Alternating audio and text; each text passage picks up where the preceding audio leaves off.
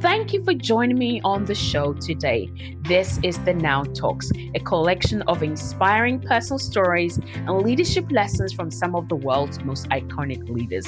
It is the weekly podcast for women in leadership, brought to you by Nations of Women. My name is Dr. Tina Alton, and I'm your host for today and the coming weeks.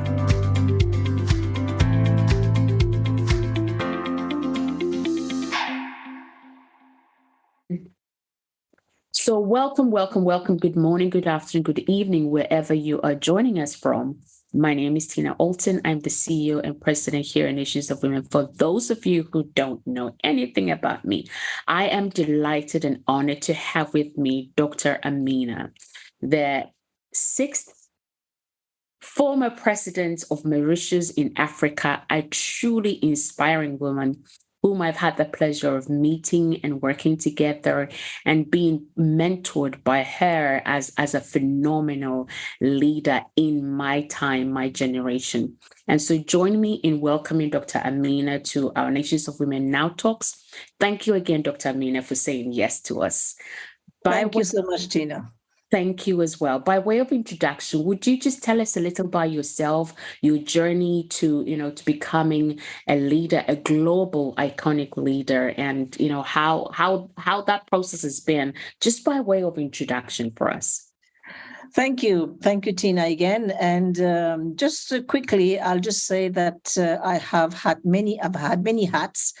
I started off as an academic, and I was passionate about science, and I became the first female professor at my university, and then I climbed the ladder in the university, became the dean of the faculty, deputy vice chancellor, and then I retired. I took a big leap into the unknown, and I translated my research, which I built, I must say, on the shoulders of our giants, our grandmothers and grandfathers, and the elderly in South Africa. I made a career out of it. They helped me because, as I said, I sat on their shoulders. And I went into the crazy world of entrepreneurship. I translated this piece of research into a business. Why I'm kind of laying it thick about this business of entrepreneurship and also the notion of risk-taking, because this is something that African must do, the youth of Africa must do. So once I did that, I was very happily minding my own business. And then the world of politics knocked at my door. And they said that they wanted a new face for the presidency. They wanted somebody who was credible. I suppose I had some credibility being a scientist. They wanted a fresh face. I was untouched by the world of politics. I was a woman, friendly enough, and I was a Muslim because Islam is a minority in my country. So I had all the ingredients there. These ingredients were negative in my past life, but here it was presented as a strong positive. So I said to them, okay, another risk I was going to take if I can serve my country at the highest level. So why not throw your hat in? And that's what I did. I threw my hat in, of course, against all odds, because the party on the opposite side, they were, of course, the strong alliance, of course, all set to win because, one was the outgoing party in alliance with another big one. So I said to myself, I have nothing to lose. So let's go for it. And lo and behold, when they won with a landslide. And I was saying to myself, I will soon become president. So I became the first female president of my country. And I became the first female Muslim president for the entire African continent. So I was very, very happy to make history at that level. But one thing that I must confess straight away, is that there has been two elements rather, that underpin my journey, is that first of all, I had no plan. I never had any plan whatsoever. I just seized upon the opportunity when the time came. And then the other thing that drove me, and still driving me, is my passion for science. You have to be passionate about what you do, because if you're passionate about what you do, you will not have to work a single day in your life, because your job becomes your hobby. So that's has been my journey. Wow, thank you so much. I mean, already I've got some notes here, and what has really stood out for me, for anybody that's listening or reading, is that you don't have to start when you have a plan. You have No, to. you just seize the opportunities. You just seize the opportunity when it smiles. And, as they always said to me, that, chance will smile at you only once. Yes. So you have to be there. It comes to a prepared mind. And if you have a prepared mindset, you should go for it. Seize it and run with it. Wonderful. Thank you so much. So, as the first, there's this talk about women breaking the glass ceiling, talk about shattering everything, being the first female president in your nation, the first female was in the entire continent of Africa. That breaks so many limits and shatters, I would say so many barriers. So how then, if we can learn from your life and your journey as a leader, how can we as women, if we're looking at like practical tips, how can we actually tackle the risks that comes with, whether it's entrepreneurship, or whether it comes to taking a seat at the table where decisions are being made as a leader? Because this morning I was interviewing another lady, and she talked about leadership comes with the burden of responsibility, and it takes taking risks. So how can we tackle the risks that comes with leadership, particularly at that level of leadership as a woman? People always tell you leadership, you are born with it or you develop it. I think your leadership quality gets honed in because you accept who you are.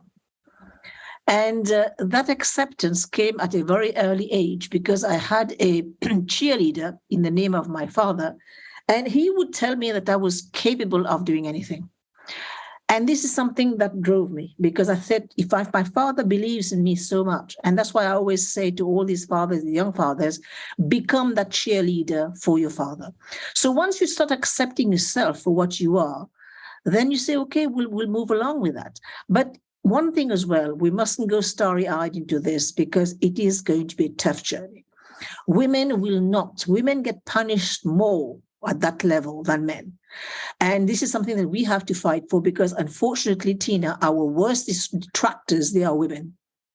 So it's an education we have to do amongst ourselves, create that sisterhood of women, of ladies who can pull each other up as we move. Because if we manage to take one girl child by the hand, if we take one young lady by the hand, we will have that community of women who are out there reaching out for each other, so that we make sure that when that woman is out there, we make sure that she stays there for as long as possible, because she becomes that beacon, that role model for other women who can aspire. And one message I have for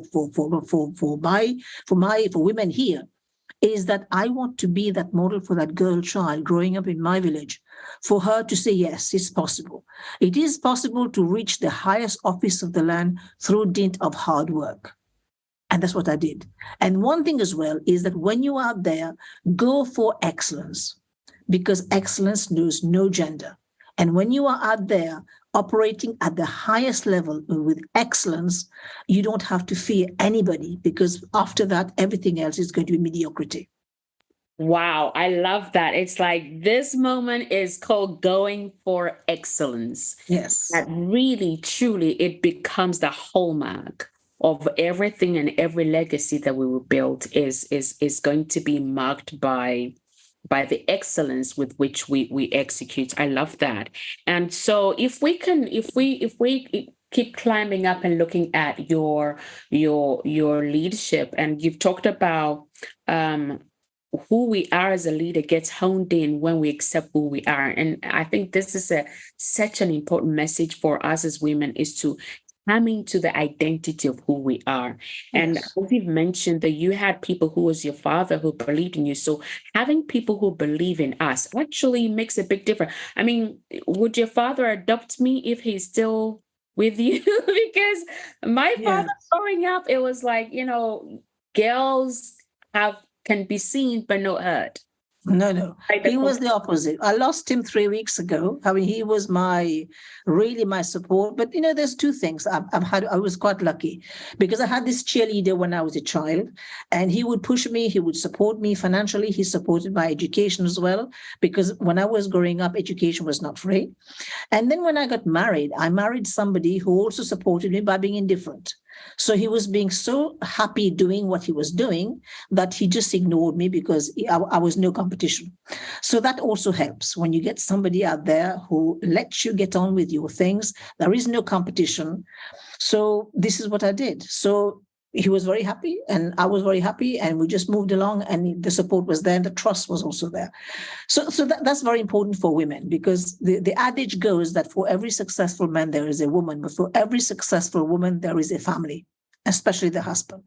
And so also it's a question of choices when a woman moves on, because, we have 24 hours in a day. You want to have a social life, you want to have a family life, you want to have a career. It is not possible to have all three within 24 hours. So you have to make choices. So I made choices, and my choices was a career and a family. And then I intertwined my social life with that. And that's how you'll move on, because, you have to make choices. And one thing you have to also get used to is that while men, they have a different way of moving up the ladder, women don't have. Women will not have happy hours because she'll have to be home for the family. And the society where I was operating is a very conservative society. So if I were to come home late, I'd be very selfish because my family is waiting for me. The children are waiting for dinner. Whereas if the husband comes in, he's working hard for the family. So this is, again, something that we have to change in terms of optics, how we perceive the dedication of a woman to her work life. Wow, this is so good. And I love what you talked about, behind every successful woman, there is a family and the choices that we make. And I think I've been personally blessed as well, in my own family, being my husband and my children and my immediate family, where they support me. There is none of that. So I can but I really resonate with, the moment you come home, you just can't, it gets to a point you can't do the happy hours because your responsibilities flip. And I think the beauty of what you're sharing here is being able to know the balance, the ebb and flow of being out there doing what we're called to do, but also when we come home, being fully present and being able to, serve our children and our family as well. I love that. So we've got like maybe, 2.5 minutes to go. What would you say would be some of the life lessons that women can learn from you, that they would read this, they would listen to this, and they will be inspired to the point that they're so full they can overflow into other women? Just do what you enjoy. I mean, there's nothing more that to add to this, because if you enjoy what you're doing, as I said, your entire life journey will be blessed, because everything will become a hobby. But also to measure your success is the number of times you'll stand up after you have fallen down, because so you'll be knocked about so many times. And if you're going to be knocked about so many times, one or twice, you'll fall down. But stand up, pick up your socks and stand up and look at the world in your eyes and said, I'm good enough and I'm going to fight on. Never give up. Never, ever give up. And always remember that through the dark tunnel, the dark alley, there will be light at the end of the tunnel. But if you give up, that's a symbol of failure. Wow, I love that. Never give up. There's always light at the end of that tunnel. So I love that. Just to wrap up in our 60 seconds that's left, our time with Dr. Ameenah, the first female president in Mauritius, to be a leader requires you to take risks. You have to come to that place of being willing, able, capable to take risk. Opportunities would come, but you don't wait to take the opportunity only when you have a plan. Take the opportunity and then develop your plan as you go along. And then I've also got here, there's so many lessons to learn from our time today, is that, there is a saying that leaders are born or created, but your leadership, because I think inherently from what you've said, inherently there is some level of leadership within each of us. We see that in little children, right? Whether it's sharing toys or organizing, the playground, there's always that piece of leadership inherently in us. But that leadership gets honed in as we accept who we are. And have people who believe in you, creating for us as women, like you said, our biggest advocates and our worst advocates also, those who try to, tear us down and claw us out, it tends to be women, but we have to model what it looks like when we create this sisterhood that we're able to pull each other up. And I mean, that's what you've been to me from day one I met you is bringing me into your sisterhood. And every time that I've reached out to you, I've left your presence fully inspired, invigorated, and, ready to keep going again. You've also talked about going for excellence. The excellence, excellence takes away mediocrity. Excellence takes away, what do you call it? The fear of failure, the fear of, this is not good enough, when we execute and live our lives and serve others with excellence. And choices are always, around us, but we should not limit ourselves because we're not quite fully sure of what choice we must make, but we have to make the right choices because that also is part of the ingredient to our success. Behind every successful woman, there is a family. I love that. And, if there's anything we can take from your life, Dr. Ameenah, is that we should do what we enjoy, measuring our success by the number of times that we get back up on our feet when we fall. And always remembering, to never, ever, ever give up because there is always light at the end of the tunnel. And this is my favorite one of all, is that remember always to tell yourself, and this is something I do personally every day, to tell myself that I am good enough, because the world will tell us that we're not good enough. So I always say, I am good enough. I am enough. And there is more in me. So that hunger, that fuels, the hunger to keep going and to be able to serve others as well. I am so honored for your time, Dr. Ameenah. I wanna thank you again. And for our listeners and our readers, I'll just add one more element, Tina, before we close, is that you will always be excluded from that table because there will be no chair for you. So my advice is to bring your chair. I love that, ladies. If you had this, always bring your chair. So, if you've listened to this and this has inspired you, share with other people. If you've applied any of these practical tips, if you're a woman that really enjoys pulling other people up, reach out to us, let us know. Just send us an email, now@nationsofwomen.com, and let us know how you have applied this in your life and in your sphere of influence. Once again, it has been my pleasure to have you, Dr. Ameenah Gurib-Fakim, the first female president of Mauritius. Thank you again for the gift of your time. Thank you so much, Tina. Always a pleasure to speak to you. Take care. Thank you. Thank you.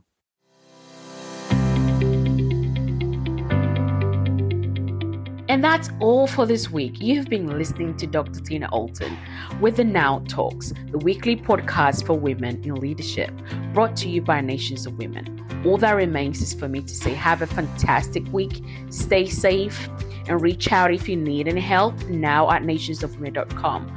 Until next time, enjoy the pursuit of your potential, and remember, now is your time.